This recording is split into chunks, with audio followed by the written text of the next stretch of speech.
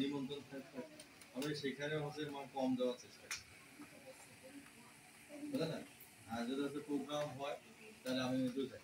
আর এমনিতেই হচ্ছে মানে কীর্তনাদি যদি হয় আমি কিন্তু সেইখানে কম মানে আমাদের, আমি প্রথমেই বলছিলাম যে কীর্তনাদি যে ধর্মাদি এটা হচ্ছে আমাদের হচ্ছে সবাইকে একত্রিত করে কিন্তু ঠিক, কিন্তু সবার হচ্ছে মনোবল কিন্তু বাড়ায়, বাড়ে কি কখনো বাড়ে না, কারণ হচ্ছে কীর্তনাদি হচ্ছে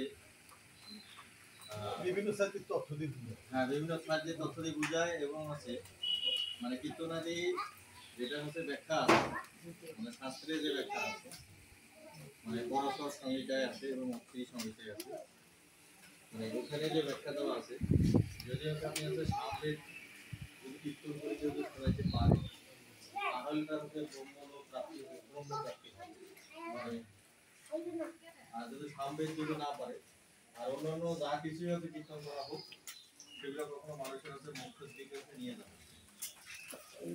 আর আসলে মূলত হচ্ছে আমরা কি কোনোদিন কোনো বেদে কীর্তন যে আমরা কোনোদিন শুনেছি? শুনি না। আমরা হচ্ছে হ্যাঁ মানে সেখানে আছে বেদের কোনো জ্ঞানই নাই, বেদের হচ্ছে আমরা সামবেদের সর্বশেষ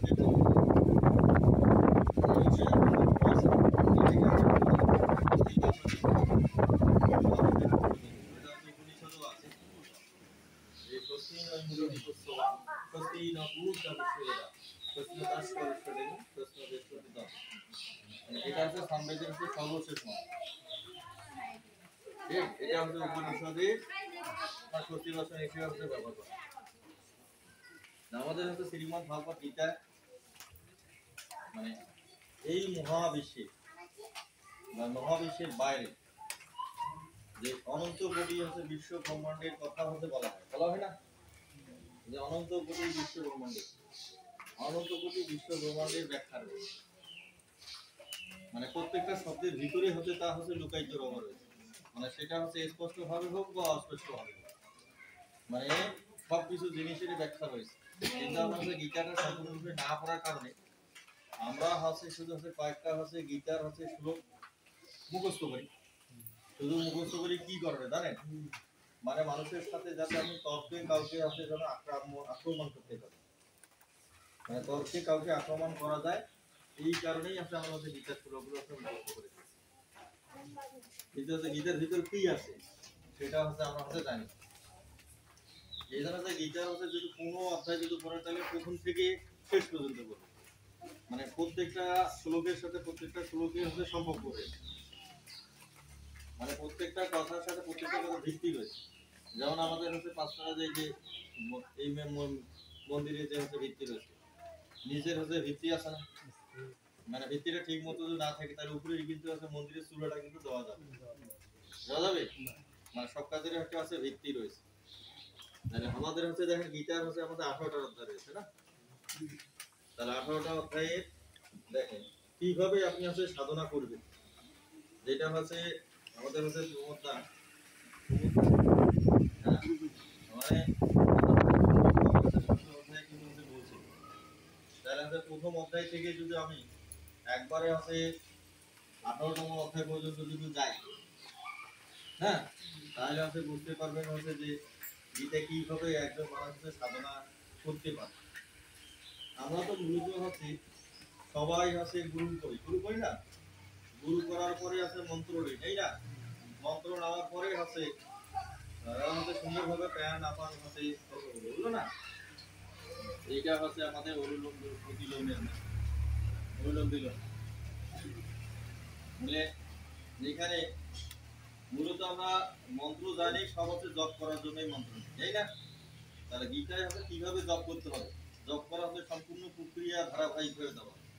তাহলে গীতার হচ্ছে যে প্রথম যে অধ্যায় রয়েছে, প্রথম অধ্যায় অর্জুনের বিষাদ যোগ না, তাহলে দেখেন ভগবান, দেখেন প্রথম অধ্যায় কোনো শ্লোক, ভগবানের কোনো শ্লোক আছে? একটা শ্লোকও নাই। কিন্তু আমাদের এখনকার যে পণ্ডিতদের যারা রয়েছে, মানে দেখবেন কেউ যদি কথাবার্তা বলে, মানে তার কথা ভালো করে না শুনিয়ে সাথে সাথে প্রতিবাদ করা শুরু করে, দিল কিনা? তাহলে হচ্ছে অর্জুন যখন হচ্ছে কথা বলছিল তখন হচ্ছে তো ভগবান তো মাঝখানে কথা বলতে পারতো না, পারতো কিনা? তাহলে হচ্ছে দেখেন ভগবান হচ্ছে কি করছে, অর্জুনের সম্পূর্ণ অভিযোগ, তার সম্পূর্ণ দুঃখ, তার সম্পূর্ণ শোক শোনার পর তারপরে হচ্ছে কথার হচ্ছে প্রতিবাদ করেছে। কারণ হচ্ছে কথার মাঝখানে কথা বললেই কি হয়, বেয়াদবি হয় এবং অপরাধ হয়। মানে যে অপরাধটা হচ্ছে করছে, আমরা হচ্ছে সবাই হচ্ছে অষ্টবক্র মুনি নাম শুনছি, অষ্টবক্র মুনি নাম শুনছি। অষ্টবক্র মুনির হচ্ছে পিতার নাম হচ্ছে কোহর মুনি, মানে কোহর মুনি। এখন আছে যখন আছে কোহর মুনি হচ্ছে যখন আছে বেদ পাঠ করে, এখন বেদ পাঠের মধ্যে বেদের মন্ত্র হচ্ছে কোহর মুনি আর পিতা, মানে অষ্টবক্রর পিতা হচ্ছে ভুল করছে, আর ও হচ্ছে সাথে সাথে বলছে যে পিতা আপনার ভুল হয়েছে, ঠিক আছে? এখন এই যে ভুল হয়েছে মানে এইটা হচ্ছে সে কেন বলল যে বেটা তোর শরীরটা হচ্ছে 8টা পাকা, মানে অভিশাপ পেয়ে গেল। মানে যদিও সে ভুল বলছে, তারপর হচ্ছে তোমার শরীরটা 8টা বাঁকা হবে, তাহলে আমার শরীর 8টা বাঁকাই হয়েছে, বুঝছো না? কারণ যখন একজন ব্যক্তি হচ্ছে তপস্যা করে বা বেদ অধ্যয়ন করে বা গীতা অধ্যয়ন যখন করে, তখন কিন্তু সে সাধারণ ব্যক্তি হিসেবে থাকে না, মানে ওর মুখ দিয়ে যা বের হবে তা কিন্তু ফুলে যেতে পারে, বুঝতে পেরেছেন? যেটা হচ্ছে কুহর মুনি ক্ষেত্রে ঘটে গেছে, কি বুঝতে পেরেছেন? সেই জন্য আমরা হচ্ছে যখন কেউ হচ্ছে কথা বলবে তখন হচ্ছে আমরা হচ্ছে খুবই মনোযোগ ছাড়া শুনবো, শোনার পরে তারপরে আমরা হচ্ছে যদি হচ্ছে যেটা আমার জন্য গুরুত্বপূর্ণ বা অযাচিত যেটা আছে সেটা আমরা পরে সেটা দেখে না কি। তাহলে দেখা যাচ্ছে প্রথম অধ্যায় আছে গীতা হচ্ছে ভগবানের কাছে আছে অর্জুন তার হচ্ছে বিষাদ প্রকাশ করলো যে ধর্মক্ষেত্রে কুরুক্ষেত্রে সমাবেত যুধিষ্ঠির মমিতা পাণ্ডব সঞ্জয়, এটা হচ্ছে ধৃতরাষ্ট্র, না ধৃতরাষ্ট্র আছে যে ধর্মক্ষেত্রে কুরুক্ষেত্রে কি সংঘটিত হচ্ছে, যে সঞ্জয় তুমি আমাকে সম্পূর্ণ রূপে হচ্ছে বলো যে আমার পুত্রগণ এবং পাণ্ডবপুত্রগণ কি করছে। হ্যাঁ, তারপরে আছে সঞ্জয় বলছে দৃষ্টাতু পাণ্ডবানি কম গুরুম যুদ্ধ ধনস্ততা সারি উপসঙ্গম রাজা বসন অগ্রগী। দেখে এখানে একটা সুন্দর, মানে মানুষ যাতে হচ্ছে কথা শুনে আলোচনা শুনে সেজন্য সঞ্জয় এমন একটা সুন্দর কৌশল অবলম্বন করেছে যে যুদ্ধধনকে রাজা হিসেবে ঘোষণা করেছে, মানে সে কখনো কোনোদিন রাজা হয়নি। তারপর হচ্ছে যুদ্ধধনকে রাজা হিসেবে ঘোষণা করছে যাতে ধৃতরাষ্ট্র মানে খুশি হয়ে ও যে কথাগুলো বলতেছে সেই কথাগুলো যেন মনোযোগ সহকারে শোনে। এই জন্য হচ্ছে মানুষকে হচ্ছে মাঝে মাঝে প্রশংসা সূচক কিছু হচ্ছে বাক্য ব্যবহার করে হলেও আপনার কথা তাকে যা শোনানো উচিত, কি বুঝতে পেরেছেন?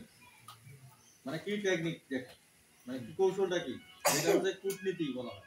মানে কূটনীতিতে কি অবস্থা যে ধৃতরাষ্ট্র তো মনে প্রাণে চায় না তার হচ্ছে সন্তান যুদ্ধধন রাজা হোক, তাই না? কি চায় কিনা? ওই পরিকল্পনা করেছে হ্যাঁ, যুদ্ধধন যেন হচ্ছে রাজা হয়, আর সেই হচ্ছে রাজা হিসেবে কিন্তু সবাই সম্বোধন করে দিয়েছে যে রাজা যুদ্ধধন।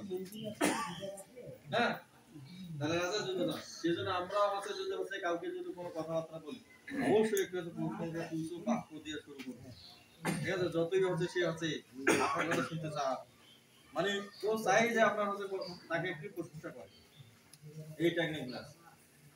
যখন হচ্ছে মানে সম্পূর্ণ অভিযোগ যখন হচ্ছে অর্জুন মনে করেন হচ্ছে যখন হচ্ছে ভগবানকে হচ্ছে জানাচ্ছে, হ্যাঁ আছে না, মানে মন্ত্রের মাধ্যমে শ্লোকের মাধ্যমে জানাচ্ছে যে দৃষ্টাতু পাণ্ডবানিকম গুরুম যুদ্ধ জন, এটা সন্দেহ করে দৃষ্টাতু পাণ্ডবানিকম গুরুম যুদ্ধ জনস্তদা আচার্য উপসঙ্গম রাজা বসন হবে দৃষ্টাতু পাণ্ডবানিকম গুরুম যুদ্ধ জন আচার্য উপসঙ্গ রাজা বসন অবধি পরিষ্যতান পাণ্ডবপুত্র আচার্য মহাদেব গুরুম বিষ্ণু পুত্রতম শিষ্য ধীমতা অতসুরা মহেশ্বর ভীমজন সহিতে যুদ্ধ কনকরস্ত দুঃখদস্ত মহার বিষ্ণুকেতু থেকে গীতান কাশী রাজস্ব বিদ্যান পুরন্দিত কুন্তি বদস্ত শৈবস্থ নরকুম যুদ্ধ মনুষ্য বিক্রত উত্তমুদ্র বিগ্রহ সৌগত দৈপত সর্বভ মহারথ অস্মা কুন্তু বিশিষ্ট স্থানীয় বিদ্যুত্তম নায়কাম সন্ন্যতম সমাকান্তান বহুবিধ ভগবান বিষ্ণুস্ব কর্ণস্থ কৃপয়স্ব সমিতি সঞ্জয় অশ্বত্থমা বিষ্ণুস্ব সম্মোদতি জয়ত লগ্নেশ্বর ভগবসুর মদতে থাকতে দিবি কানারা স্বাস্থ্য পুরাণা সর্বজিত বিশাল অপর্যাপ্তম তস্মাকম বলম বিষ্ণু রক্ষিতম পর্যম তেজমে তেষাম বলম হিমাভি রক্ষিতম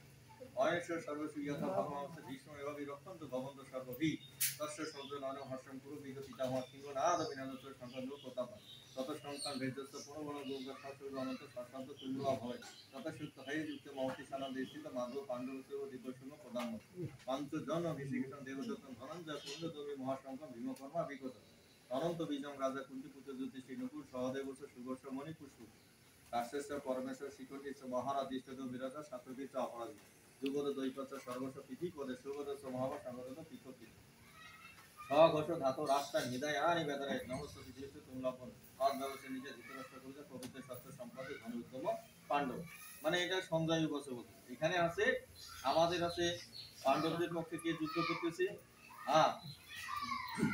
মানে কৌরবদের পক্ষে কে কে যুদ্ধ করতেছে তার হচ্ছে সম্পূর্ণ হচ্ছে বর্ণনা এবং হচ্ছে কে হচ্ছে কি কি কার্যক্রম সম্পাদন করতেছে যে আছে পাঞ্চজন ঋষিকেশ মানে পাঞ্চজন আছে যে শঙ্খ আছে সেটা হচ্ছে আমাদের ঋষিকেশ মানে হচ্ছে ভগবান শ্রীকৃষ্ণ আছে এই হচ্ছে বাজাচ্ছে মানে এই শঙ্খটা হচ্ছে উনি হচ্ছে শঙ্খধ্বনি করতেছেন পাঞ্চজন ঋষিকেশ দেবদত্ত না আর দেবদত্ত হচ্ছে শঙ্খ কে বাজাচ্ছেন অর্জুন আর পুণ্ডদমী মহাশঙ্খ ভীমকর্ণ বিকাশ আর পুণ্ডদমী যে মহাশঙ্খ রয়েছে সেটা হচ্ছে অর্জুন বাজাচ্ছে ভীম বাজাচ্ছে আর নকুল এবং সহদেব সুবর্ণ মণিপুষ্প নামক শঙ্খ বাজাচ্ছে মানে এগুলো হচ্ছে যুদ্ধের হচ্ছে বর্ণনা সেই জন্য হচ্ছে যারা হচ্ছে আপনারা যারা হচ্ছে যদি আমাদের সাহিত্য সম্রাট যেটা আছে মানে সাহিত্য সব বঙ্কিমচন্দ্র চট্টোপাধ্যায় বঙ্কিমচন্দ্র চট্টোপাধ্যায় যদি হচ্ছে শ্রীমদ্ ভগবত গীতা যদি আপনারা পড়েন তাহলে হচ্ছে প্রথম যে অধ্যায়টা আছে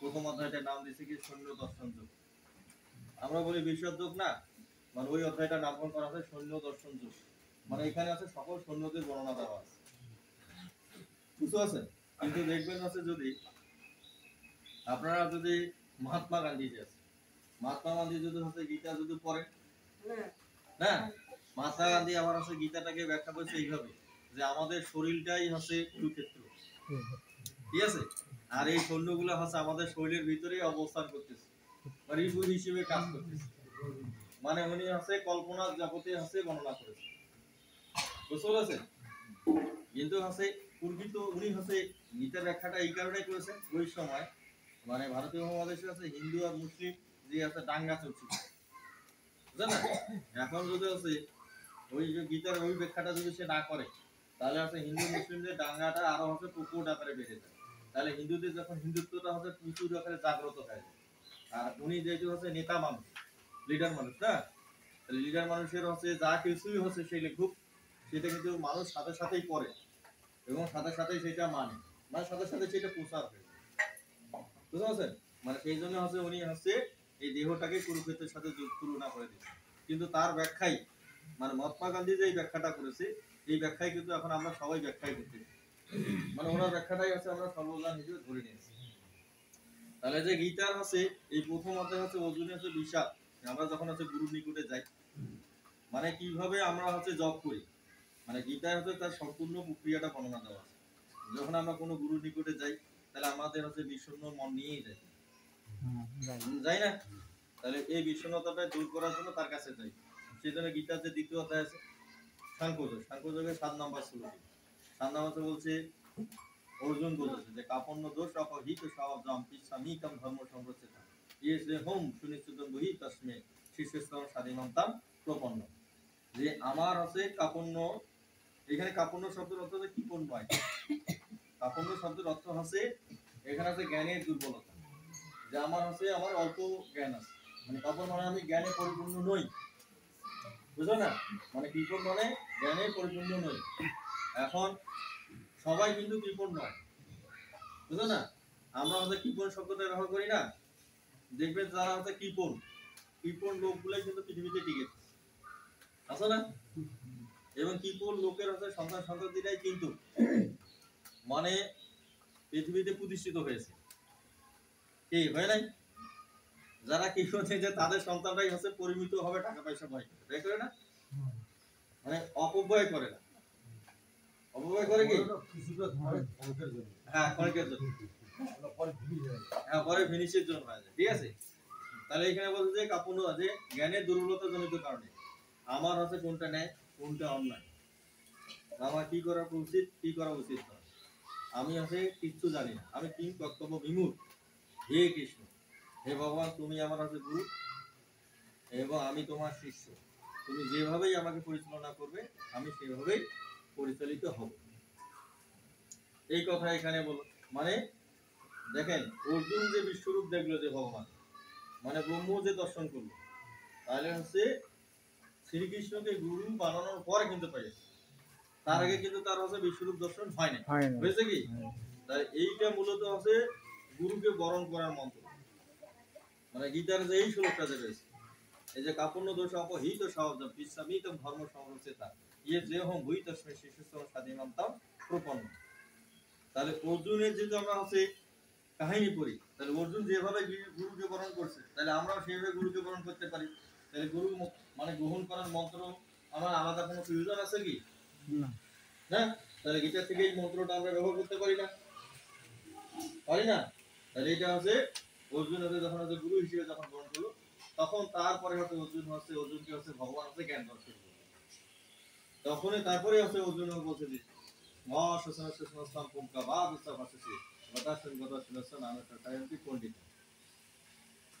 যে আমাদের এই যারা হচ্ছে পণ্ডিত, মানে কে জীবিত কে মৃত, কাহারও জন্য কি কখনো হচ্ছে শোক করে না। তারপর বলছে যে নতে বাহন জাতু না সন্ন্যতম নেবে জনাপি না সৈব ভবিষ্যৎ করবে গায়ের মতো পথ।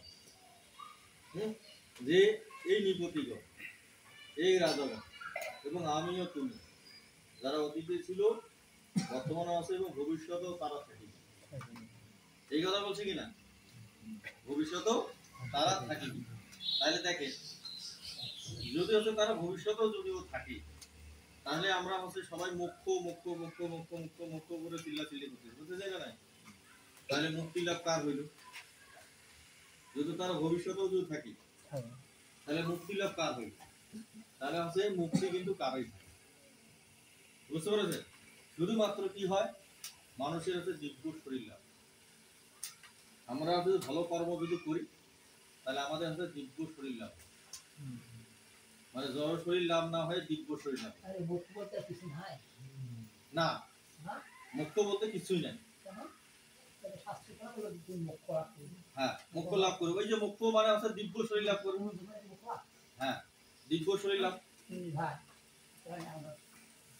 এইটা যদি আপনি বুঝতে চান তাহলে আপনার কাছে বুঝতে হবে ইয়া মানে মানে শিব সংহিতা আছে না, আমি শিব সংহিতা বলছি।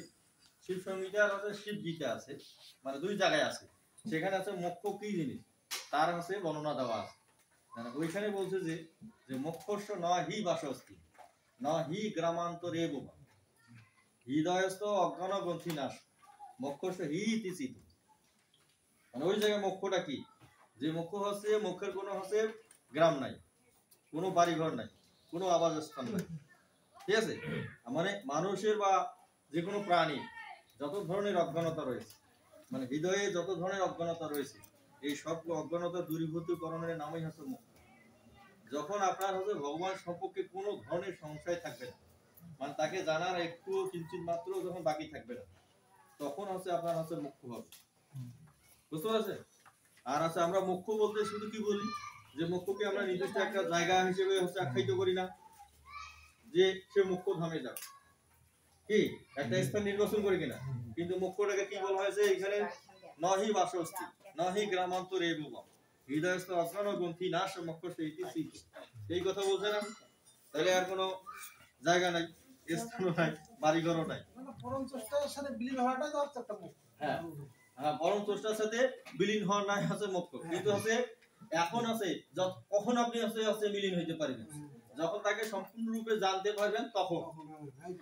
আর বলেছে যে সম্পূর্ণরূপে তাকে জানা সম্ভব নয়, এই জন্য আছে গীতার যে আছে আমাদের আছে বিভূতি যোগ আছে না, বিভূতি যোগ, গীতার বিভূতি যোগ।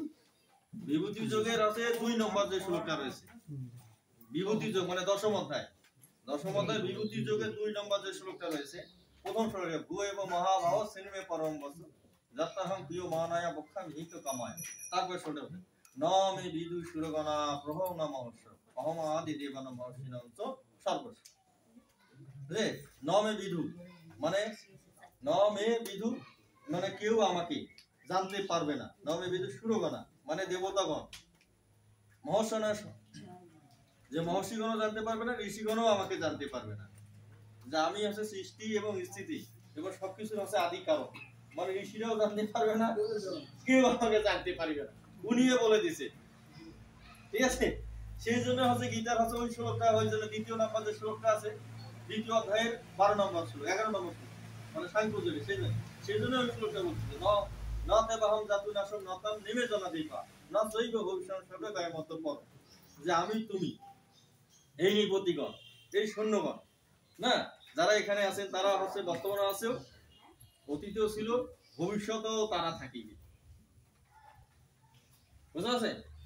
ভবিষ্যতেও তারা থাকবে, কারণ সৃষ্টিকর্তাকে মানে কেউ হচ্ছে সম্পূর্ণরূপে জানতে পারবে না। আর যখনই সম্পূর্ণরূপে জানতে পারবে মানে তখনই তার হচ্ছে মোক্ষ লাভ হবে, এমন যে কন্ডিশন।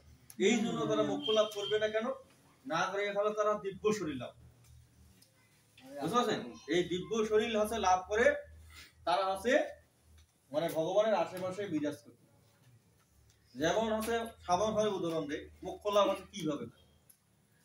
যেমন আমরা হচ্ছে জানি যে সবাই হচ্ছে 84 লক্ষ যোনি ভ্রমণ করতে হয় সকল জীবকে, জানি না? তার মধ্যে হচ্ছে 84 লক্ষ জন, 4 লক্ষ জনই আছে অন্যান্য ভ্রমণ করা লাগে, মানে 80 লক্ষ জনই অন্যান্য হচ্ছে কীট পতঙ্গ হচ্ছে গাছপালা পশু পাখি মৎস্য বিভিন্ন জায়গা আছে ভ্রমণ করতে হয়, করে না? করার পরে আমরা হচ্ছে তারপর 4 লক্ষ জনই হচ্ছে মনুষ্য জনই ভ্রমণ করতে হয় কিনা, কি বলা আছে কিনা? 4 লক্ষ মনুষ্য জন আর সব মিলে হচ্ছে 84 লক্ষ জন। তাহলে দেখেন আমরা সবাই হচ্ছে গয়া যাই না, অনেকে পিণ্ড দিতে যায় না, যায় কি না? তাহলে দেখেন আমাদের হচ্ছে অক্ষয় বট যে আছে, যে ফাল্গু নদী বালা এর নাম শুনছি কিনা, অক্ষয় বট। তাহলে অক্ষয় বটের গাছটা মানে কি এমন অপরাধ করছি না, ওর 80 লক্ষ জনই কেন তার ভ্রমণ করা হয় না? আর 4 যুগ জগৎ হচ্ছে অক্ষয় বট হিসেবেই আছে। এই প্রশ্নটা আসে না কি, আসে কিনা? তাহলে ওর কাছে বৃক্ষ জনি থেকে অন্য জনিতে যা মানব জনিতে আসতে হবে কিনা মুক্ত লাভ করার জন্য? এই আসা উচিত কিনা? ওই জুলিতে তো মনে করো লাভ করি না, কি আসা উচিত কিনা? যেহেতু আমরা যেহেতু বলছি যে মানব জনি ছাড়া কখনো হচ্ছে মোক্ষ লাভ সম্ভব নয়, কিন্তু তাহলে হচ্ছে ও কি এমন অপরাধ করছি, অপরাধের মনে হয় না, তারা বৃক্ষ জনি থেকে কেন বের হতে পারতেছে না? কি তাহলে প্রশ্ন উদয় হয় কিনা? তাহলে দেখেন ওই যে বলছে যে এই দিব্য শরীর, কারণ হচ্ছে ওই যে দাদা যেটা বললো, কারণ হচ্ছে আমাদের হচ্ছে মোক্ষ হচ্ছে 5 ধরনের, মানে মোক্ষ 5 ধরনের হয়েছে। ঠিক আছে, মানে স্বরূপ, শাস্ত্র, তারপর সাজুজ্য, আর একটা হচ্ছে এর মধ্যে 5 ধরনের হচ্ছে মোক্ষ আমাদের আছে, মানে স্বরূপ, শাস্ত্র, সাজুজ্য, কৈবল্য, এই 5 ধরনের মোক্ষ আছে। এই 5 ধরনের মোক্ষ আরেকটা আছে হিরণ্যগর্ভ। এই 5 ধরনের মোক্ষের মধ্যে হচ্ছে মানে শাস্ত্র, মানে ভগবান হচ্ছে যে জায়গায় থাকে, মানে শালক্য, একটা প্রথমে আছে শালক্য, শাস্ত্র, সাজুজ্য, কৈবল্য। মানে শালক্য যে মোক্ষ লাভটা হয় সেটা হচ্ছে ভগবান হচ্ছে যেই জায়গায় থাকে, মানে সেই জায়গায় আপনি যাইতে পারেন, প্রথম যে মোক্ষটা। আর আছে শাস্ত্র, ভগবানের যে শক্তি আছে মানে সেই শক্তি আপনি অর্জন করতে পারবেন। আর আছে সারূপ্য, ভগবান হচ্ছে যে রূপ ধারণ করতে পারে আপনি হচ্ছে সেই রূপ হচ্ছে ধারণ করতে পারবেন। আর আছে সাজুজ্য, মানে হচ্ছে আপনি হচ্ছে যে কোনো রূপে হচ্ছে বিরাজ করতে পারবেন, মানে যে কোনো আপনার ইচ্ছা অনুযায়ী আপনি হচ্ছে এই মোক্ষটা নিতে পারবেন। তাহলে হচ্ছে এই যে এটাকে বলা হয় হিরণ্যগর্ভ মোক্ষ। এই যে মোক্ষটা যে আছে, যেমন হচ্ছে অক্ষয় বট, মানে ও বলতে মোক্ষ লাভ করতে চাই। ঠিক আছে, বটবৃক্ষ রূপে মোক্ষ লাভ করতে চাই, সেই জন্য হচ্ছে তার সাজুজ্য মোক্ষ লাভ হয়েছে। ঠিক বুঝতে পেরেছে? আর হচ্ছে কই বললো যে হচ্ছে মোক্ষ লাভ আছে, সেটা হচ্ছে সম্পূর্ণরূপে ভগবানের সাথে একবারে মিশে যাওয়া, মানে সৃষ্টিকর্তার সাথে পরিপূর্ণরূপে হচ্ছে মিশে যাওয়া, সেটা হচ্ছে কৈবল্য। কিন্তু কৈবল্য মোক্ষ লাভ কারো এখনো হয় না, মানে হবেও না। যদি হচ্ছে এই মোক্ষ লাভ যদি হয়, তাহলে আমাদের কি হবে, মানে সৃষ্টি যেটা আছে, মানে সৃষ্টিটা আর হচ্ছে পূর্ণ হবে না, মানে পুনরায় এই সাইকেল হবে না। যেটা হচ্ছে আমাদের মানে গীতার যে 14 অধ্যায় আছে, মানে 14তম অধ্যায় আছে, গুণত্রয় বিভাগ যোগ আছে না? গুণত্রয় মানে গুণ হচ্ছে 3টা, সত্য রজ তম গুণ অধ্যায় আছে কিনা? তাহলে ওই অধ্যায়ের হচ্ছে প্রথম যে হচ্ছে শ্লোকটা রয়েছে, যে পরম ভূয় প্রবক স্বামী জ্ঞানম জ্ঞানম মত যত কথা মনে সবে পরম সিদ্ধি মিত কথা ইদম জ্ঞানম উপাসিত মম সধর্ম কথা সর্গোপি নপো জায়ন্তে পলায়না পাচন্তি। আছে না? যে পরম ভূয় প্রবক স্বামী জ্ঞানম জ্ঞানম উত্তম, আমি তোমাকে সবচেয়ে উচ্চতম জ্ঞান, মানে পরম জ্ঞানের কথা তোমাকে বলছি, যা এই জ্ঞান অর্জন করলে আর হচ্ছে তোমাকে হচ্ছে পুনরায় হচ্ছে আসতে হয় না, মনে হচ্ছে ঋষিগণও আর পুনরায় হচ্ছে আসে না। কিন্তু হচ্ছে যখন হচ্ছে সৃষ্টি এবং প্রলয় যখন হয়, তখন হচ্ছে তোমার হচ্ছে কি হবে না, তোমার বিনাশ হবে না। বুঝতে পারছেন? মানে তখন তোমার হচ্ছে বিনাশ হবে না, তুমি হচ্ছে যে দিব্য শরীর লাভ করছো, তো সেই দিব্য শরীরে তোমার থাকবে। এই হচ্ছে মনান্তরে তোমার দিব্য শরীর থাকবে, ওই মনান্তরে তোমার দিব্য শরীর থাকবে, মানে তোমার হচ্ছে নিম্ন পদোন্নতি আর হবে না। এই জন্য যে পরম ভূয় প্রবক স্বামী জ্ঞানম জ্ঞান উত্তম যাদের কথা মনে হয় সবে পরম সিদ্ধি কথা ইদম জ্ঞান উপাসিত মম সধর্ম আঘাত সর্গোপি উপজয়ন্তে পলায়না কাচিন্তি। তারপর যে মম জনে মহৎ ব্রহ্ম তস্মিন ব্রহ্ম তদামি এবং সম্ভব সর্বভূতনম তত ভবতি ভারত। তার মধ্যে সর্বজনীষু কন্তায় মুক্তায় সম্ভবন্তি ইয়া তাসম্ভব মহোজ্জনের অহম বীজগত পিতা সত্যরজ তমিতি গুণপতি সম্ভবান নিবেদন্ত মহাবাহ দেহে দেহি নাম অব্যয়। মানে এই কথা বলছে যে আমরা হচ্ছে এই যে জন্ম হচ্ছে আমাদের কেন হয় না, কারণ আমরা হচ্ছে এই যে 3টে গুণ নিয়ে হচ্ছে জন্মগ্রহণ করি এবং মৃত্যুবরণ করি না, মানে সত্য রজ তম, এই 3টে গুণ নিয়ে হচ্ছে আমরা হচ্ছে মৃত্যুবরণ করি। যে কেউ হচ্ছে সাত্বিক গুণ নিয়ে হচ্ছে মৃত্যুবরণ করে, কেউ রাজস্বিক গুণ নিয়ে মৃত্যুবরণ করে, কেউ হচ্ছে তামসিক গুণ নিয়ে মৃত্যুবরণ করে। এই গুণ নিয়ে জন্মগ্রহণ করার কারণেই আমরা আবার হচ্ছে দেহের বন্ধনে আবদ্ধ হই। এবং হচ্ছে মহাভারতে রয়েছে, মহাভারতে হচ্ছে যে রাজা জন্মজয়ের হচ্ছে সর্বযোগী পরীক্ষিতের হচ্ছে উপস্থিতি একটা হচ্ছে অধ্যায় রয়েছে। তাহলে ওইখানে আছে বলা আছে, যখন আছে আমাদের শরীরে যে পঞ্চমহাভূত যে রয়েছে, এই পঞ্চমহাভূত গুলা যখন আছে আমরা হচ্ছে যখন মৃত্যুবরণ যখন করি, এবং আমাদের পঞ্চমহাভূত সমূহ শুধু হচ্ছে আলাদা হয়, এবং আলাদা হওয়ার পরে পৃথিবী এই বিশ্ব ব্রহ্মাণ্ডের হচ্ছে বিভিন্ন জায়গায় তারা হচ্ছে মানে ওই দেহটা যে আছে যে মৃত্যুবরণ করে তার আত্মাটার জন্য হচ্ছে অপেক্ষামান থাকে, মানে কখন সে হচ্ছে আবার হচ্ছে জন্মগ্রহণ করবে, তার জন্য হচ্ছে বিশ্ব ব্রহ্মাণ্ডের মধ্যে সে হচ্ছে ঘোরাফেরা করে। মানে বায়ুর জায়গায় যায়, জলের জায়গায় যায়, অগ্নির জায়গায় যায়, তেজের জায়গায় যায়, ঠিক আছে? মানে 5টা জায়গায় সে হচ্ছে ছড়িয়ে ছিটিয়ে চলে যায়। যখন সে আবার হচ্ছে জন্মগ্রহণ করে, তখন আবার হচ্ছে ওগুলো আবার একত্রিত হয়, মানে একত্রিত হয়ে সে হচ্ছে আবার হচ্ছে ওই প্রকৃতি নিয়ে আছে সে জন্মগ্রহণ করে, ওই ইন্দ্রিয় মন যে আছে ওই যে পঞ্চমহাভূত নিয়ে সে আছে আবার জন্মগ্রহণ করে। সেই জন্য হচ্ছে আমরা বলেছি এই পূর্ব জন্মে হচ্ছে অসুর ছিল না, কারণ হচ্ছে তার যে প্রকৃতিটা যে আছে, তার যে স্বভাব চরিত্র আছে, ওই পঞ্চমহাভূতের ভিতরে কি থাকে, মানে যুক্ত হয়ে থাকে। সেই জন্য হচ্ছে পরবর্তী জন্মে মানে তার হচ্ছে মানে ওই প্রকৃতিটা হচ্ছে প্রাপ্ত হয়, মানে ওই স্বভাবটা সে প্রাপ্ত হয়। বুঝতে পারছেন? কারণ আত্মা কিন্তু কোনো কিছুর সাথে নিয়ে যায় না, মানে সবকিছু সে ফেলে যায়, যখন আবার সে জন্মগ্রহণ করে আবার তার সাথে আবার ওগুলো হচ্ছে যুক্ত হয়ে যায়।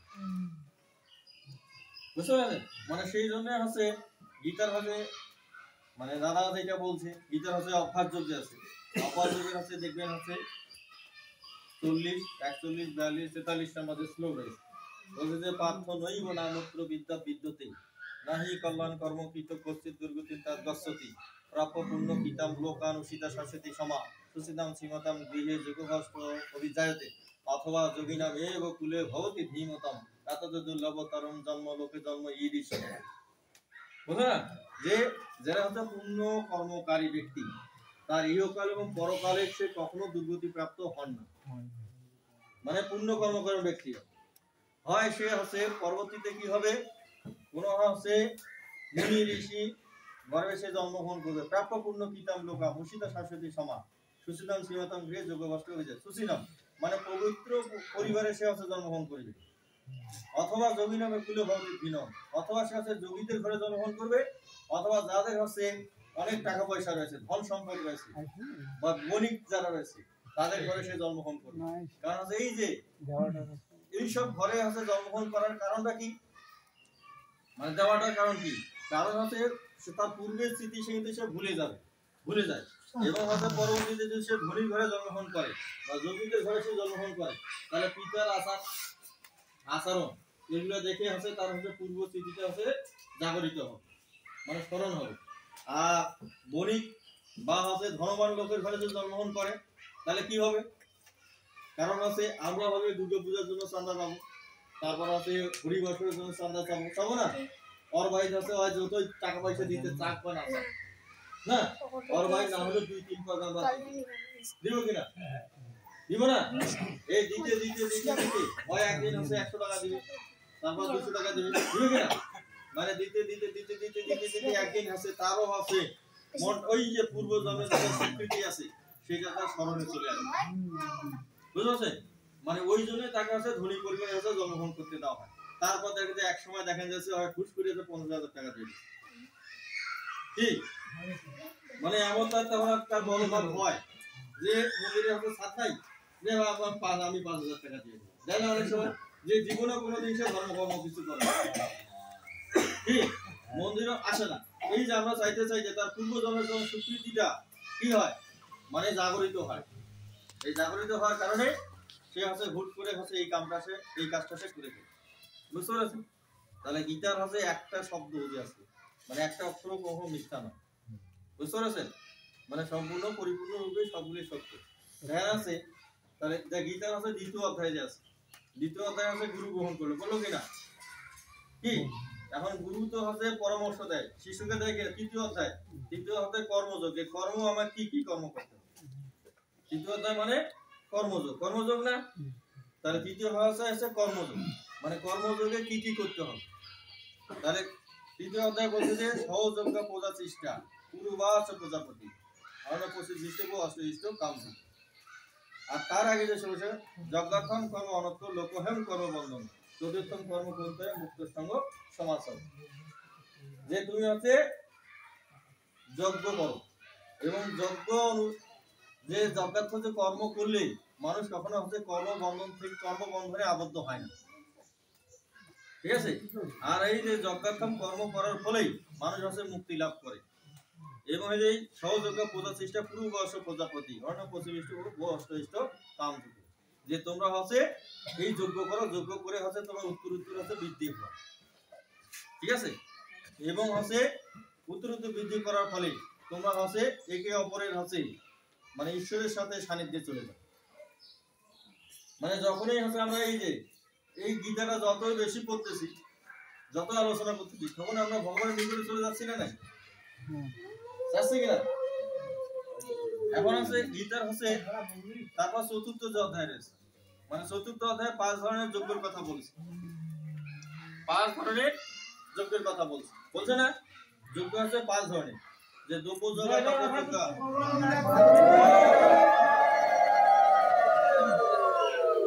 মানে যজ্ঞ 5 ধরনের যজ্ঞ, যে দ্রব্য যজ্ঞ, তপযজ্ঞ তথাস করে সাধ্যায় জ্ঞান যোগ যত সংস্কৃত বলা, যে যজ্ঞ আছে দ্রব্য যজ্ঞ, তপযজ্ঞ, যোগ সাধ্যায় এবং জ্ঞান যোগ, 5 ধরনের যজ্ঞ আছে।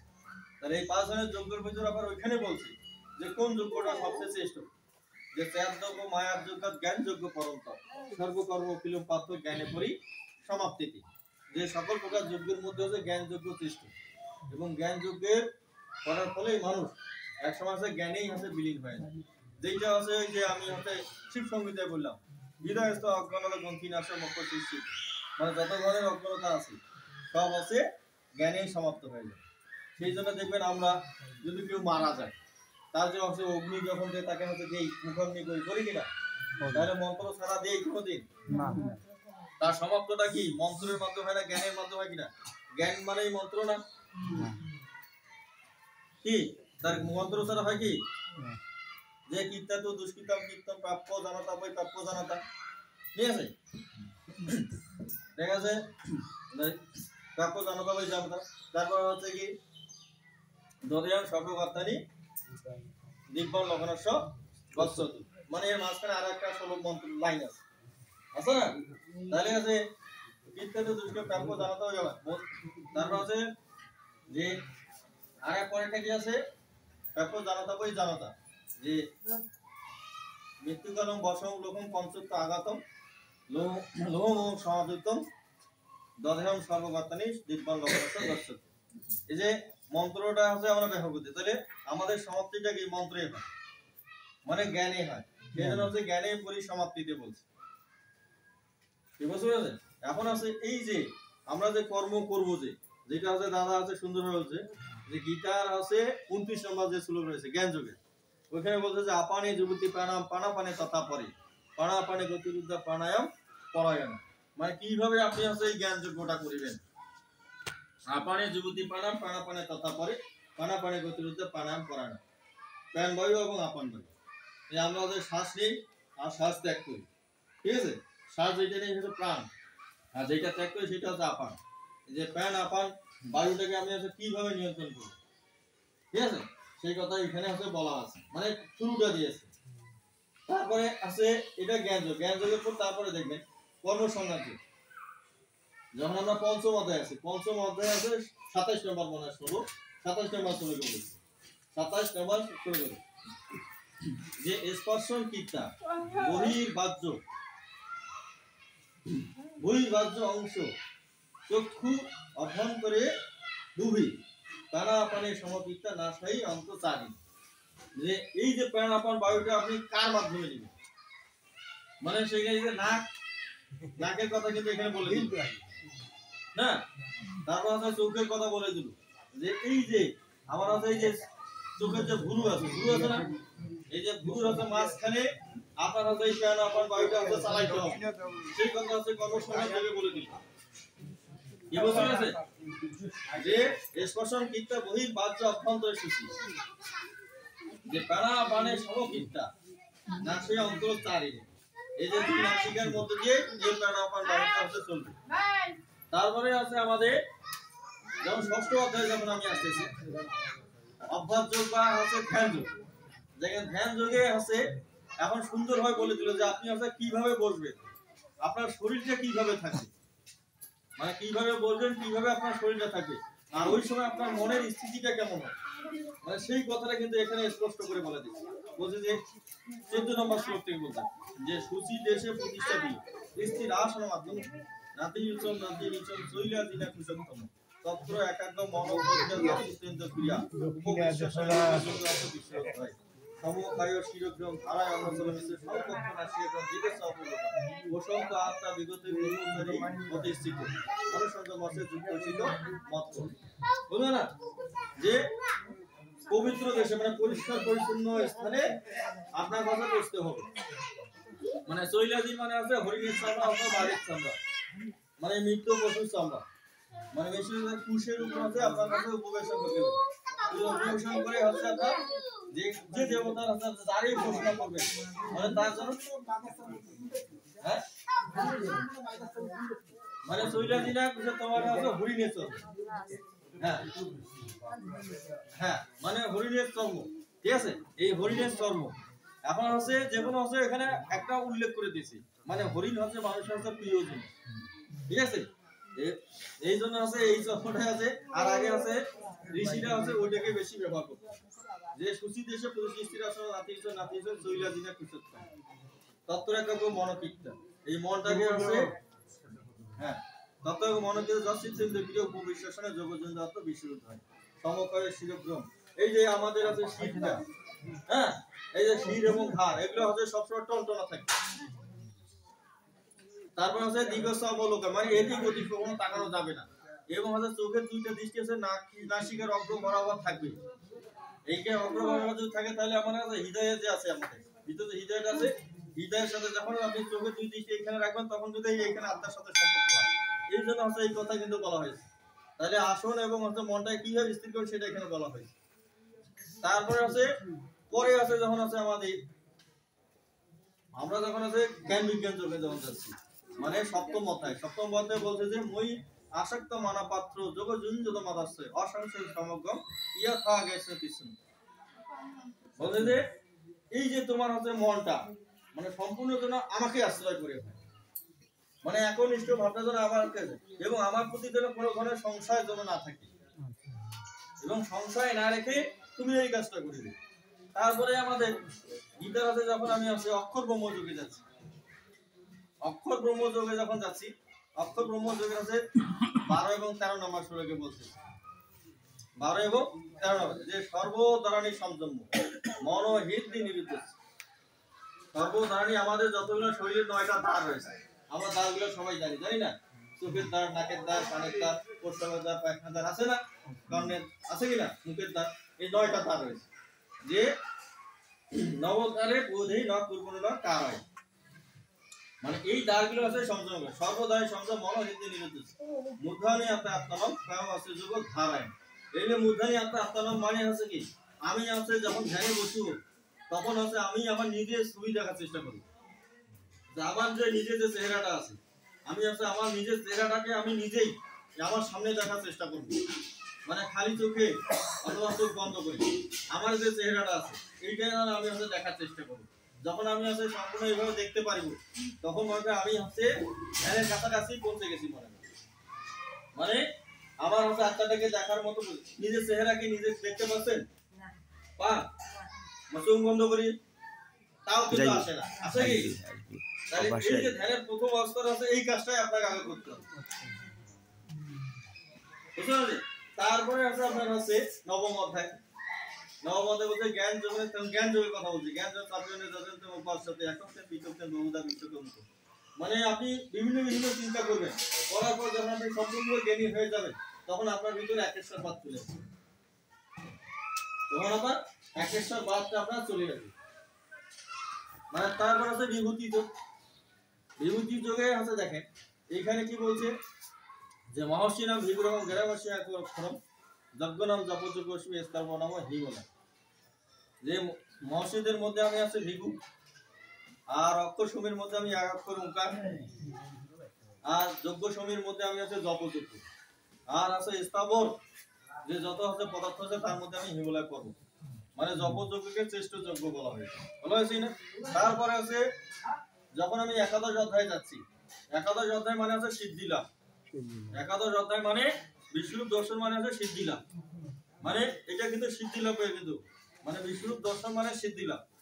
যে এই যে বলছে বিশ্বরূপ দর্শন আছে অর্জুন আছে বলছে যে মদ অনুগ্রহায় পরম গুজ্জ মাতম সকিতম যতোক্তম বসনস্তে মোহম বিগতম ভাপয় ভূতরম শ্রুতি বিস্তর সময়া তত্র কম পত্রাক্ষম মহতম পিচা অভয়ম এবং যথার্থ তামাত্মান পরমেশ্বর দুষ্ট মিশ্র ঈশ্বর পুরুষোত্তম মানুষেদি তৎসকম দুষ্ট নীতি পূর্ব যজ্ঞেশ্বর তথমেতা দশায় আত্মানম অভয়ম। দেখেন ভগবান কি আছে দয়ালু, যখন আছে অর্জুন আছে তাকে দেখার ইচ্ছা পোষণ করছে তখনই ভগবান বলতেছে যে পর্ষপাত রূপানি শতচ সহস্র নানা বিধানী দিব্যানি নানা বর্ণা কীর্তানি পর্ষ আদিত্যন পশুনতন অশ্নি মরুত সদা বহুনী অদৃশ্য কুরবানি পর্ষ আশ্চর্যনী ভারত ইহ একস্তম জগত কীর্তন পশ্চাদত্ত সচরাচরম মম দে গুরাকেশ দর্শন দষ্ট নিশ্চিত নতু মম সকর্ষে দষ্ট নেনিব সপ্ত কুষা দিব্যম দদামিতে চক্ষু পশ্চমে যোগম ঈশ্বরম। কি কিন্তু দেখেন অর্জুনও ভাবছে ভগবান কখনো দিব্য দৃষ্টি দেয় নাই, মানে এই যে দশম অধ্যায় পর্যন্ত আলোচনা করছে কখনো দিব্য দৃষ্টি দেয় নাই। একাদশ অধ্যায়ে এসে 7 নম্বর 8 নম্বর শ্লোকের পরে তারপর ভগবান তাকে দিব্য দৃষ্টি দিল। দেখেন এই যে এখানে একটা দেখেন কত একটা সুন্দর আছে একটা ব্যাখ্যা দেখেন গীতার যুক্তি দেখেন যে সঞ্জয় কি খারাপ মানুষকে ভালো করার চেষ্টা করছে না? সঞ্জয় যেটা ধৃতরাষ্ট্রের হচ্ছে রথ চালক, খারাপ মানুষকে হচ্ছে ভালো করার চেষ্টা করছে, আর হচ্ছে অর্জুন ভালো মানুষকে ভালো করার চেষ্টা করছে না? তাহলে দেখেন খারাপ মানুষকে যদি আপনি ভালো পথে নিয়ে আসার চেষ্টা করেন তাহলে আপনার সিদ্ধি আগে লাভ, সেই জন্য আছে সঞ্জয় হচ্ছে মানে আগেই হচ্ছে দিব্য দৃষ্টি লাভ করছে, আর অর্জুন হচ্ছে গীতার হচ্ছে মাঝখানে মানে আসে হচ্ছে প্রতিষ্ঠিতা লাভ করবে। সেজন্য হচ্ছে সঞ্জয় হচ্ছে ভগবানের বিষ্ণুর বর্ণনা করার পর তারপর অর্জুন কিন্তু বর্ণনা করার চেষ্টা করছে, কারণ সে আগে দেখা পায়নি। কি দেখা পাইছে? যেমন অর্জুন আছে দেখার পর সাথে সাথে না পাইতেই ওদের সঞ্জয় হচ্ছে ধৃতরাষ্ট্রকে বর্ণনা করা শুরু করছে। যেমন মুক্ত তত রাজের মহাযজ্ঞেশ্বরী দশম মাসে পাতায় পরম উপময় ঈশ্বর অনেক কক্ষণার অনেক অদ্ভুত দর্শন অনেক দিব্য আবরণ দিব্য তাহিত্য দিব্য মল অম্বফন দিব্য গন্ধ লেপন সর্ব আশ্চর্য মহেন্দ্র অনন্ত বিশ্বত বিক্রম দেবী সূর্য সহস্রশ ভবতে দুরূপতে যা ইয়া দিবা সদস্য আকাশ ভাষণ তস্য মহাতন তত্র একশন জগতে বিদর্শন বিভক্ত অনর্থা অপশ্য দেবদেবস্য পাণ্ডব শৈলস কথা তত সব ভীষ্ম হৃষ্ট হিষ্ণমা ধনঞ্জ কুমন শিষ্য এবং কীর্তনী আসত। মানে ভগবানের সম্পূর্ণ বর্ণনা করার পরে তারপর অর্জুন বর্ণনা করছে, ঠিক আছে? সেই জন্য একজন আছে খারাপ মানুষকে সবচেয়ে আছে ভালো পথে নিয়ে আসা সবচেয়ে বেশি পূর্ণ কাজ। কি মানে গীতা হচ্ছে সেটা হচ্ছে বর্ণনা করতেছে। মানে সঞ্জয় এই যে ধৃতরাষ্ট্রের মধ্যে একজন দুরাচারী লোক যদি সে যদি আছে ভালো পথে নিয়ে আসতে পারত না, তাহলে কুরুক্ষেত্রের মতো এত প্রাণ হানি মানে কখনো হইতো না। হইতো কি? তাহলে গীতায় আছে কুরুক্ষেত্রের যুদ্ধে কতগুলো মানুষ মারা গেছে জানেন? 64 কোটি লোক মারা গেছে। মানে 64 কোটি লোক মারা গেছে। তাহলে সেই সময় যদি 64 কোটি হিন্দু যদি মারা না যাইতো, তাহলে হিন্দু কতগুলো থাকতো এই বিশ্ব ব্রহ্মাণ্ডে, সেটা চিন্তা করে। মানে তাহলে একটা দাঁড়ে দাঁড়ে সাহস পাইতো না। ওই সময় যত যত আছে বীর যারা দাপটি মানুষ ছিল, তারা কি হচ্ছে ওই শাসক অবস্থান থেকেই তো তার ধর্মটাকে রক্ষা করতো। কি করতো কি না? তাহলে তারপরে আছে এই যে একাদশ অধ্যায়ের পরে মানুষ হচ্ছে সিদ্ধি লাভ করে, সিদ্ধিটাকে তো ধরে রাখতে হয়, রাখা লাগে না? মানে একাদশ অধ্যায় থেকে দ্বাদশতম অধ্যায় থেকে মুখ্য যোগ পর্যন্ত মানে সিদ্ধিটাকে আপনি কিভাবে ধরে রাখবেন, সিদ্ধি লাভ করার পরে কিভাবে আপনার সিদ্ধিটাকে ধরে রাখবেন সেইটা হচ্ছে বর্ণনা করা হয়েছে। মানে সর্বশেষ যেটা বলতেছি, তাহলে দেখেন মুখ্য যোগে যে আছে, মুখ্য যোগে তাহলে দেখেন শেষ উপদেশটা কি দিছে ভগবানের 70 নম্বর যে শ্লোক আছে, 70 নম্বর শ্লোকে বলছে যে কার উপাসনা করতে হবে না, মানে সেটা এখানে স্পষ্ট করে দিয়েছে।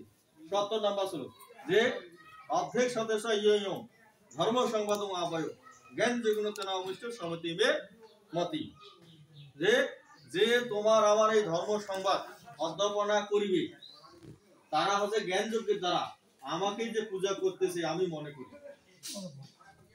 ঠিক আছে? মানে গীতা হচ্ছে যে আছে আলোচনা করিবে, মানে এই যে আলোচনা হচ্ছে আমরা হচ্ছে জ্ঞান যজ্ঞের দ্বারা তার ভগবানকে পূজা করতেছি। এই হচ্ছে মনে করেন আমরা হচ্ছে বিভিন্ন ধরনের যজ্ঞ দেখি না, যজ্ঞ বেদিতে ঘি ঢালি ফল ঢালি, মানে এটা হচ্ছে আপনার হচ্ছে নিম্ন পর্যায়ের যজ্ঞ, মানে এটা দ্রব্য যজ্ঞ। ঠিক আছে? আর সর্বশ্রেষ্ঠ যজ্ঞ আছে জ্ঞান যজ্ঞ। যতক্ষণ পর্যন্ত মানুষ হচ্ছে জ্ঞান যজ্ঞ না করতে পারবে ততক্ষণ পর্যন্ত তার হচ্ছে কখনোই মুক্তি লাভ হবে। মানে যেটা হচ্ছে যে হৃদয়স্থ অজ্ঞানত গ্রন্থিনেশ মুখ্য সৃষ্টি শিখে, মানে সেই জন্য ভগবান হচ্ছে সর্বশেষে আছে উত্তর দিয়েছে এই 70 নম্বর শ্লোকের পরে বলছে যে কোসি যেতন চুতম পাত্র, এটা 72 নম্বর শ্লোক। কোসি যেতন চুতম পাত্র তুই আক্রমণ চিকিৎসা কোসি যজ্ঞ সম্ভব কোনো নষ্ট ধনঞ্জয়, যে আবার এই অমৃতময় বাণী কথাবার্তা শুনে তোমার হৃদয়ের অজ্ঞানতা দূর হয়েছে কিনা, তোমার মোহ দূর হয়েছে কিনা অর্জুন। তাহলে জ্ঞানের কথাই কিন্তু বলছে, জ্ঞানের মানে অজ্ঞানতা দূর হওয়া মানে কি জ্ঞানী হওয়া, জ্ঞানী হওয়া না। তারপরে অর্জুন আছে উত্তর দিল যে নষ্ট মোহ স্মৃতি লব্ধা তৎপশ্চাদন্ম আশ্রিত স্থিত অস্মিগত সন্দেহ করিষ্যে বসন্ত, যে আমার সম্বন্ধনে মোহ এবং অজ্ঞানতা দূরীভূত হয়েছে, তুমি আমাকে যেভাবেই পরিচালনা এখন করবে তোমার কথা মতো আমি আছে পরিচালিত হব বা করিষ্যে বসন্ত তব, তোমার আছে কথা অনুযায়ী আমি চলবো। তারপর আছে গীতার আছে ভক্তি যোগে, দেখেন ভক্তি যোগের সর্বশেষ যে শ্লোক আছে গীতার ভক্তি যোগে মাত্র 20টা শ্লোক রয়েছে, ওইখানেও বলছে যে একে উপাসনা গীতাকেই উপাসনা করতে বলা হয়েছে, গীতাকেই উপাসনা করতে বলে ইয়ে তু ধর্ম অমৃতমিদম যথা উত্তম পর্যু উপাস্যতে তো ধারণা মত পরমা ভক্তস্থ অতি মে প্রিয়, যে এই আমার এই ধর্ম সংবাদ যে উপাসনা করিবে এবং শুদ্ধ সহকারে যে উপাসনা করিবে সে সবচেয়ে আমার হচ্ছে অতীব বড় ভক্ত এবং প্রিয় ভক্ত, এই কথা বলছে।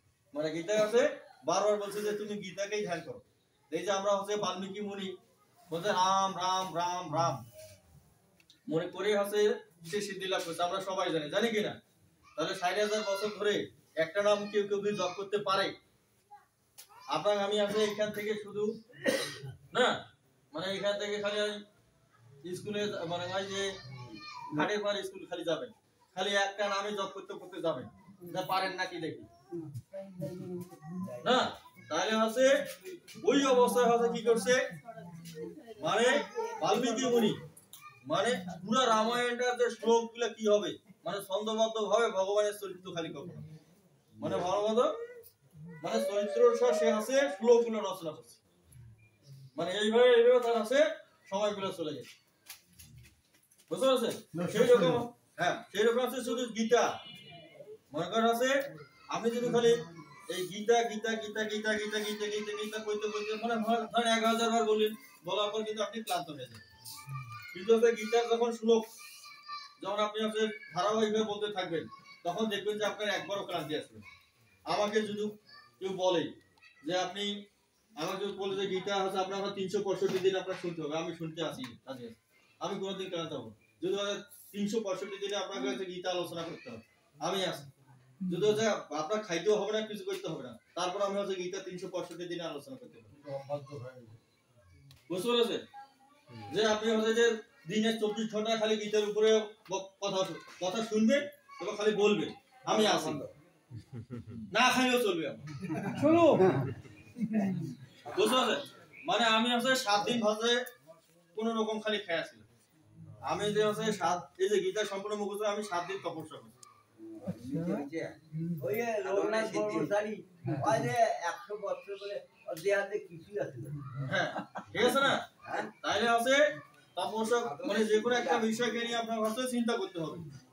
আর ৫ থেকে ১৯ তাইলে আমি অনেক কথা হচ্ছে বলে ফেললাম না, যদি হচ্ছে আমার হচ্ছে মানে ধর্ম আলোচনা বা গীতা আলোচনা যদি আপনাদের হচ্ছে খুবই ভালো লাগে, তাহলে আমি হচ্ছে খুবই কৃতজ্ঞ হব। হ্যাঁ না ভালো আলোচনা মানে কারণ হচ্ছে গীতা ছাড়া হচ্ছে আমাদের কোনো মুক্তি নাই। মানে পৃথিবীতে যত ধরনের সংগঠন আছে মানে সবাই হচ্ছে গীতাকে একমাত্র হাতিয়ার হিসেবে ব্যবহার করে। মানে গীতা ছাড়া হচ্ছে কোনো ব্যক্তি কোনো সংগঠন তার সদস্য সংখ্যা বৃদ্ধি করতে পারে নাই ও পারিবেও না। বুঝতে পারছেন? আপনি ইসকন বলেন, আমাদের রামকৃষ্ণ আশ্রমের কথা বলেন, তারপরে নিগমানন্দ বলেন, জয়গুরু বলেন, জয়গুরু কম পছন্দ করে না মানে অনুকূলন না করলেও আছে ওরা হচ্ছে যে পুরুষোত্তম যোগটা আছে না, মানে ওইটা হচ্ছে করবে যে উদ্যমূল মধ্য সকম পশতম পায়ু রকম সন্ন্যাসী যশ পননে বেদসা বেদবিদ, কারণ হচ্ছে এই যে ওম পুরুষোত্তমায় নমঃ পুরুষোত্তমায় নমঃ, মানে এই যে বলে যে মানে এই জন্য আছে আপনি আছে ওই প্রোগ্রামে গেলে এই অধ্যায়টা তাকে আপনাকে শুনতেই হবে। হ্যাঁ মানে গীতার পুরুষোত্তম যোগ, হ্যাঁ এই পুরুষোত্তম যোগ মানে তারপরে আছে এই জায়গার মাধ্যমে হিসেবে তারা আছে মানে গীতা আছে সবারই মাধ্যম, মানে যত সংগঠন আছে মানে সবারই আছে এটা হচ্ছে হাতিয়ার, মানে এর সাহায্যে সবাইকে আছে নিকটে নিয়ে আসা যায়। তাছাড়া অন্য কোনো যারা আছে বৈদিক বলেন বেদবাদী বলেন, বেদের লোক আছে না মানে ওকে আছে গীতা ছাড়া হয় কখনো বেদের কথা কাউকে কোনোদিন শোনাইতে পারবে না, পারবে? মানে গীতা ছাড়া মানে কোনোদিন ভক্তের সংখ্যা বাড়বে না এবং হচ্ছে কাউকে নতুন ভক্ত হিসেবে করা যাবে না।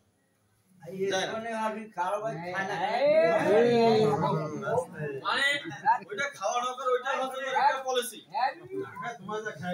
না ওইটা হচ্ছে তাদের একটা পলিসি, ঠিক আছে? ওইটাও তাদের একটা পলিসি, মানে সদস্য সংখ্যা বাড়ানোর জন্য একটা পলিসি। যাদের আছে ও আছে একটা আছে জামাই মানে মানে জামাই আছে ইসকন হয়ে গেছে না, এখন শাশুড়ি জামাই কাছে আন্দি বাড়ি খাবার পাইছে না, খোয়ানো পাইছে না, জামাই আইসে শ্বশুর বাড়ি কিন্তু আন্দি বাড়ি খাওয়াই পাই না, এখন আছে কাছে মুই এত কষ্ট করি বেটি মানুষ কোনো বেটিটা বিয়া দিলাম জামাইটা মুই একদিন 4টা আন্দি বাড়ি খোয়ে পাই না, ঠিক আছে? এই জামাইটা আন্দি খোয়ের জন্য হইল ইসকন, হ্যাঁ ঠিক আছে? মন্দিরে তাহলে হচ্ছে এখানে গীতা মাহাত্ম্য দিয়ে দেই। Yes. তাহলে সবাই হাত জোড় করুন। মন্দিরতে আছে আচ্ছা ওম গঙ্গা গীতার্থ সাবিত্রী সীতা সত্তা অতিব্রতা ব্রহ্মবলী ব্রহ্মবিদ্যা ত্রিসন্ধ্যা মুক্তিগেহিনী অর্ধমাত্রা সীতানন্দা ভবগ্নি ভ্রান্তি নাশিনী বেদত্রয়ী পরানন্দা তথাত্ম জ্ঞানমুদ্রি ওম যাদক্ষরং পরিহিষ্টং মাত্রা হিনস্য ইয়াদ ভবেৎ পুণ্য ভবতু তৎসর্বত প্রসাদায় সুরস্বর। হে শঙ্খ চক্র গদা পদধারী নারায়ণ বাসুদেব শ্রীকৃষ্ণ, তুমি অনন্ত কোটি বিশ্ব ব্রহ্মাণ্ডের মালিক, তিলকের পালনকর্তা, আত্মার আত্মা, ঈশ্বরের ঈশ্বর পরমেশ্বর। এ বিষয়ে আমার বিন্দু মাত্র সন্দেহ নেই প্রভু। তুমি আমার স্ত্রী পুত্র কন্যা স্বামী সন্তানাদি পরিবার পরিজন ও সকল শুভাকাঙ্ক্ষীদের সুরক্ষিত রাখো। তাদের স্থিতি মেধা ধীতি ঐশ্বর্য ধন মান মর্যাদা বংশ সবকিছু বৃদ্ধি করে দাও প্রভু। হে প্রভু, সারা বিশ্বের সকল মানুষ যেন সনাতন ধর্ম গ্রহণ করে এবং গীতার আশ্রয়ে আসে, সেই শক্তি মতি বুদ্ধি বল তাদের প্রদান করো। আমরা উপস্থিত সকল ভক্তবিন্দু তোমার নিকট এই প্রার্থনা নিবেদন করছি। জয় জয় গীতা পীঠে একবার।